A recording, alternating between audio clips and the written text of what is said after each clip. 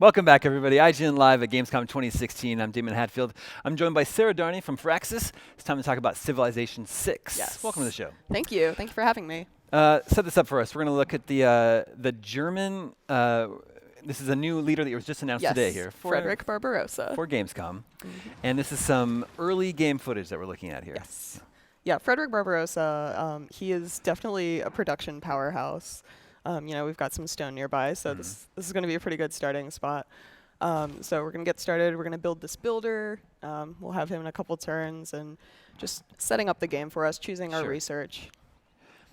Yeah, so what would you say are some of the major new features for Civilization 6? So the map has come alive. It's almost become its own character. And that's primarily because we've unstacked the cities. Exactly, yeah. Yes. I wanted you to talk a little bit about that. Yes. Well, it's such a big feature for Civilization 6. We used to have all of the wonders, all the buildings, they were in the city center. But now every single tile around your city, it's so much more important. You have to balance your buildings in your districts with your wonders as well as your improvements. All right, so what are we up to right here? All right, so we got a Eureka Moment, so this is really exciting. I'm very excited. I know, I love this. The active research system in Civilization 6, it's the way that your actions in the game world affect your progress through the tech tree. This isn't something we've done before. So, we found this tribal village, so that helped us. It gave us some insight into the world, and we were able to research a technology quicker. It's cool when you settle a city on a coast, you'll get sailing much quicker. No longer are those landlocked cities in the middle of the map. They're not going to be the ones researching sailing the quickest. Nice. So we'll track down this barbarian here. That might give us another boost. Yeah, so speaking of barbarians, didn't you announce another civilization recently? Is it, I don't know how it's pronounced. Scythia. Scythia. I think it's Scythia. Yeah. That's actually my favorite civilization. Really? Yes, I'm really excited that we announced her because we can finally talk about her. But yeah, I didn't know much about Scythia myself. That's one of the cool things about Civilization as a franchise is it's a ton of fun, but you also get to learn stuff. Can learn a few things. Right. Yeah.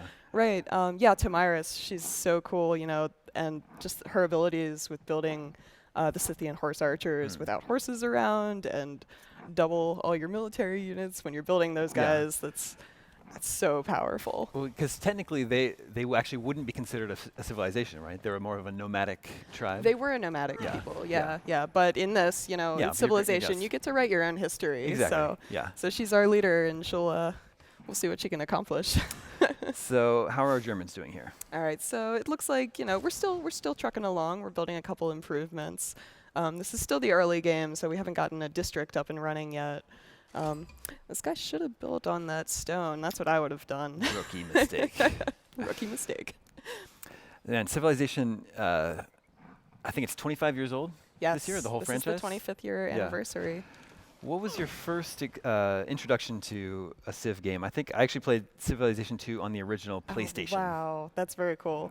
No, I'm more of a Civilization newbie myself. Okay. I started with Civ Rev a little bit. Yeah.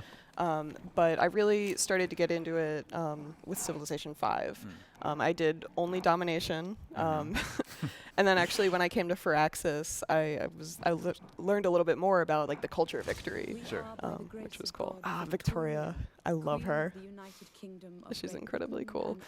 Our leader styles just blow me away in this game. Yeah, I think even just the animation looks great. Oh my gosh, yes. Well, we were really looking for these big historical characters that could lend themselves to gameplay. We have this agenda system in Civilization 6, which is how the leaders are going to approach the game. So we're looking for these big personalities for all of our leaders, and it really shines in the animation. So what was she just explaining to us? We just met her for the first time, so she was inviting us over for tea. Yeah, so we're over here in London. Yep. Visiting our friends in London. Yes. Yeah, this is, I'm going to hit next turn here in a minute. Oh, man. We also have Sean Bean. Oh, my gosh. His voice. One of the best voices, I think. Voicing the tech tree. Campus. Yep. Is that the only place? And the civics tree. And the civics tree. And the civics tree and wonder quotes. Okay, so we should get plenty of You'll get plenty QT with Sean Bean. Yes. Yeah, that's very cool. Yeah. So we just placed our first district here at the campus. So that'll start us getting more science flowing through our city, which is really going to help us get through the tech tree here. Yeah. So Civilization, 25-year franchise.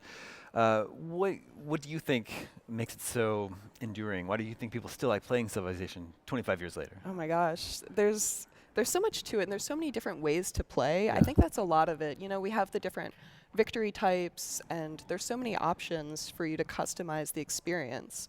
And I think that speaks to a lot of people because everyone wants to play a game a different way, and we're giving you that option. We're giving you all these tools to play with. I Yeah. think that's a lot of it. You said you played a lot of Civ 5. What would you say are the key features that are carrying over to 6 Carrying from 5? over Yeah. from 5. Yeah. Oh, we've made so many adjustments and updates. It's hard to say really. But we did take a lot of what was in Civilization 5 with the expansions, and we built on that. So see. I don't think we lost very much, and then we just built up from there, which gave us a great foundation to work with. You know, we've got the religion, we've got culture in there. And is there any of Civ Rev seen in here? Any of its sort of philosophies or mechanics? I think you can see a little bit of that in the vibrant world. Sure. Yeah, that's true. The color palette, I think it's beautiful, and I'm a colorblind player, so Oh, interesting. yeah. So just being that Yeah. readability, I Yeah. think that's huge. And with so many different systems interacting together and so much happening on the map, you know, having a very readable environment was Yeah. very important to us. for sure. Was that Frederick we were just talking to? Yes, it looked like it. Okay. Oh my gosh, these Getting are very- this is a You're getting a little carryover more- from yeah. Civilization 4. So this is Ruhr Valley. We're actually creating a wonder, and you get this nice wonder movie. You've got the quote, which Sean Bean will read for you Very cool. in his beautiful voice. And I think he's just walking around looking cool with his Very great stately. red beard Yeah. there. Yeah. Yeah. So we're a little bit more in the mid game here. Yeah, that we're yeah. seeing, Yeah, it looks industrial, I think. So yeah, the government system, that's another big part of Civilization 6. I think this is going to be really helpful because, you know, sometimes you're at war with people and sometimes you're at peace, and it really helps you react to that ever-changing game environment. You know, you can reslot policies, reslot governments, and optimize your experience for what's happening in the game at that moment. I see. And that's incredibly important. And Another we got another. Eureka Moment. Yes. Yeah, those come in so much. It Really? it adds to the replayability of the game, I think, because it's not just your decisions. Oh, that's our U-boat. It's very cool. It's not just your decisions that are affecting your progress through the tech tree, but wanting to go a certain route through the tech tree might actually affect the way that you're playing the game, so you Yeah. can get those boosts. I love the attention to detail in the environment, Yes. so you can zoom in and see all the birds flying, the fish swimming. It's Yeah. beautiful. It's such a living world, and with the map being so important in Civilization 6, I felt like bringing that alive. Yeah. It's amazing. It's a testament to our artists. I'm sure they just were so excited when we're saying we're unstacking the cities. You Yeah, guys get to yeah, make so much exactly, more fun stuff. Yeah. But even like the waves lapping up on the shore, it just looks great. Yeah. It's Very beautiful. vibrant. So now I think we're taking a look at some religion options. Is that right? Yeah, so this is the religion victory screen, actually, right interesting. here. Religious Yeah. victory. I know, that's brand new for Civilization Yeah. 6, so that's very exciting. So the religion system, you know, we brought this in with Gods and Kings, Civilization 5 Gods and Kings. And it was so well received by the fans, you know, we had to bring it back. But giving it its own victory type, you know, this was new. This was exciting. Yeah. It's a whole new way to play the game. So what we're seeing right here, is this the actual victory? So no, or is it about to happen? So this heading is there? quite close to Okay. that. This guy is just building his holy site, so he's just starting to generate Okay. faith. Okay. So this will help him as he's playing in getting a pantheon. Okay. Once that holy site's finished up, we'll probably see a shrine get built in there pretty soon. So he'll start generating faith, and then he can found a Sure. pantheon, which is Yeah. his first real foray into religion. So yes, here we'll build our shrine and get that really going. So in your expert opinion, how is this game going? You know, the cool thing about Civilization Yeah. is that everyone can play it their own way. There's no wrong way. Well, maybe. Well, yeah. So yeah, right here you can choose from all of these pantheons. There's so many, and you know, you use the world around you and what's in your individual territory to really help you decide, you know, what am I going to do? What's gonna help me the most? So again, back to that map, it's so important. And Right. again, it's going to change every time you play the game. Yeah, yeah, exactly. Yep. So it looks like we've earned enough enough great prophet points to earn our first great prophet. And this guy, once we send him to the holy site, he will raise his arms up and we will found our first religion. Here we go. Very exciting. Boom. Yeah, so the religion system, you know, you can choose from the religions of the world, or you can create your own religion. Oh, cool. You know, we've got a bunch of different symbols. You can choose a different name for it, and then you get to customize it. So we'll choose our very first belief. So this is going to really help us out. This is going to help us out as the founders of the religion. And then there's other beliefs to choose from as well. Once you found your religion, you can choose two. So this will help out the people that choose to bring our religion into their territory. I see. Yes. And what year are we in right now? I can't quite see I that can't far. quite pick that out either. Some year Yeah, some year. in the history of the German civilization. Which we are making ourselves. Yeah, exactly. Yeah, we've got a harbor there too, which is going to really help us out as we're building our navy. So So you're associate producer, is that Yes. that's right? Uh-huh. What's your day-to-day? What's a typical day? So it I really just think a lot of our viewers, dream of making video games. I Right, think they would love to yeah. hear what I the did. I typical dreamed day. of it. Yeah. So it really depends. It depends on the day and the part of the process that we're in. I love it because I get a very broad view of the entire project. I do Okay. a lot of project management and just working with the individual team members. There's so many talented people on this team, and just helping them get everything that they need to make I see. this game. So we're actually sending our, I think it's a missionary, over to one of our neighbors, America, and we're gonna go spread our religion over Spread there. the gospel. That'll help us out as we're moving towards our religious victory. Yeah. We want to make sure we get the majority of everyone on the map. We just have a couple minutes left. I hope we actually achieve our victory. Yeah, I don't know. Within I don't the know time if we allotted. You don't think will. so? We might. Maybe if we, in the interest of time, Yeah. maybe we'll skip ahead. We'll build a temple, which will give us apostles. They're even stronger than missionaries. Every apostle gets a couple abilities, which will help them out.